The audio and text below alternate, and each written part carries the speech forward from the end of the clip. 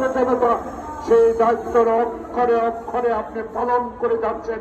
আপনার বিরুদ্ধে আমাদের কোনো অভিযোগ নয়, কিন্তু বাংলাদেশের মানুষ বেলা শুরু করেছে। 4 মাস হলেও এখনো আওয়ামী লীগের প্রেতাত্মারা বিভিন্ন খানে বসে আছেন।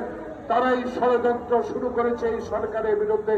তাই যত সম্ভব যত তাড়াতাড়ি হয়, বাংলাদেশ জাতীয়তাবাদের ভারপ্রাপ্ত চেয়ারম্যান তারেক রহমান বলেছে এমন একটি নির্বাচন হোক যে নির্বাচনের মধ্যে দিয়ে জনগণ তার সত্যিকার প্রতিনিধি বাছাই করতে পারে।